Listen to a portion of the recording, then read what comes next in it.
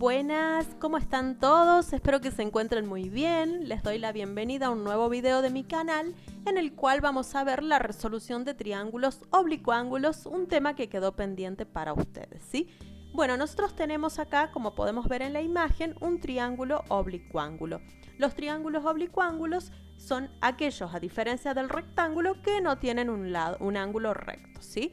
Entonces, fíjense en qué implica resolver. ¿Qué significa resolver un triángulo oblicuángulo?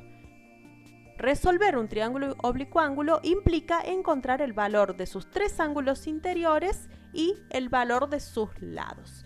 ¿Qué herramientas disponemos nosotros para resolver un triángulo oblicuángulo? Bueno, las herramientas que disponemos son el teorema del seno y coseno y también el hecho de que la suma de los ángulos interiores de un triángulo siempre va a ser igual a 180 grados. Entonces, con estas herramientas nosotros podemos obtener los 6 elementos de un triángulo oblicuángulo.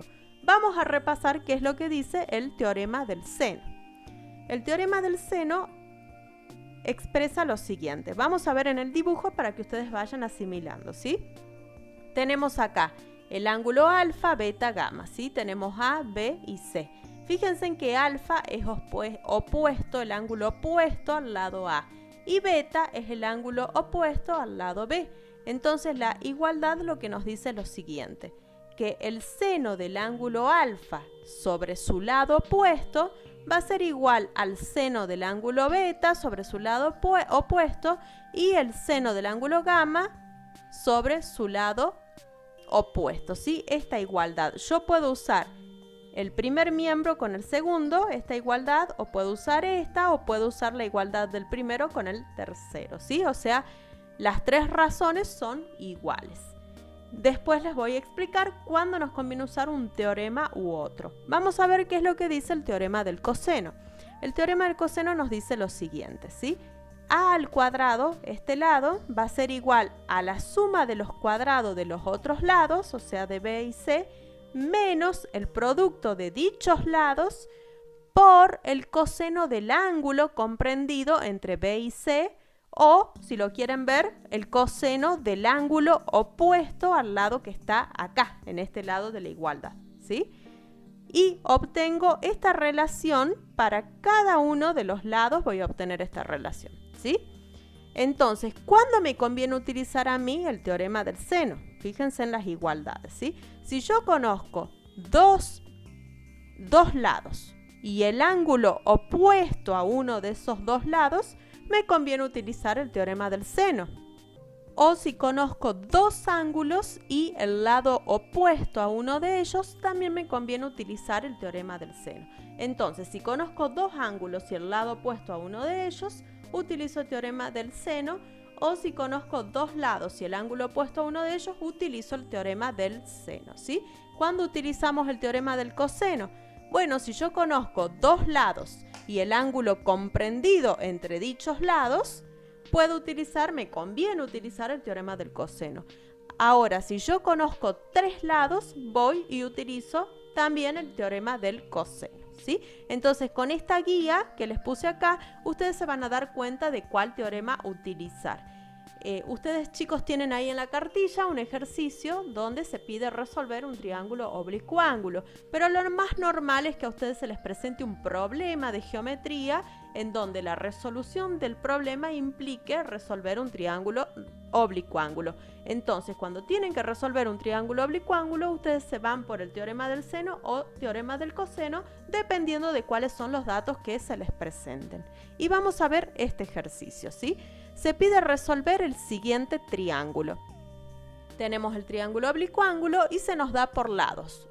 Por datos se nos dan por datos. El lado A que vale 10, el lado B que vale 15 y el ángulo alfa que vale 25 grados, ¿sí? Primero, identifiquemos cuál teorema me conviene utilizar, seno o coseno. Ya sabemos que es cualquiera de esos dos porque se trata de un triángulo oblicuángulo. Bueno, yo conozco el lado A, conozco el lado B y conozco alfa. Alfa no es un ángulo comprendido entre A y B. Al contrario, lo que es el ángulo opuesto al lado A que yo lo conozco. Entonces me conviene utilizar el teorema del seno, ¿sí? Por esa razón. Voy a aplicar el teorema del seno. Yo sé que el seno de alfa sobre el lado A va a ser igual al seno de beta sobre el lado B, ¿sí? Entonces yo conozco A, conozco B y conozco alfa. Al plantear la igualdad, fíjense en que la única incógnita que tenemos es beta, de modo que de acá yo voy a poder obtener beta, ¿sí? Bueno, vamos a despejar. Paso este 3 que está dividiendo, lo paso multiplicando y me queda esto que está acá, ¿sí? Calculamos este valor y paso el seno con su operación inversa, que sería el arcoseno. Como lo que me queda acá no es un ángulo, no es un valor exacto, o sea, no es un valor de la tablita de ángulos, ustedes van a tener que calcular el arcoseno de este valor utilizando la calculadora, ¿sí? Y yo obtuve que beta es aproximadamente 39 grados. Bueno, yo ya conozco alfa, conozco beta, me faltaría obtener el otro ángulo. ¿Cómo lo voy a obtener? Mediante la relación que existe entre los ángulos interiores de un triángulo, ¿sí? Ustedes saben que la suma de los ángulos interiores de todo triángulo siempre va a ser 180 grados. De modo que planteamos esta suma y de acá vamos a obtener el ángulo que nos estaría faltando y obtenemos que es aproximadamente 116 grados. Bueno, yo ya conozco entonces los tres ángulos, conozco dos lados, me estaría faltando obtener el valor C, el lado C, ¿sí? Bueno, veamos, yo conozco A y conozco B. También conozco el ángulo comprendido entre los dos. Entonces voy a usar el teorema del coseno. Aunque ustedes con todos los datos que tenemos, también pueden usar el teorema del seno. Solamente que yo elijo usar el del coseno ahora para que ustedes vean cómo se utiliza, ¿sí? Entonces utilizamos el teorema del coseno, que nos dice lo siguiente, que C al cuadrado va a ser igual a la suma de los cuadrados de los otros lados menos el producto de dichos lados por el coseno del ángulo comprendido entre el lado A y el lado B.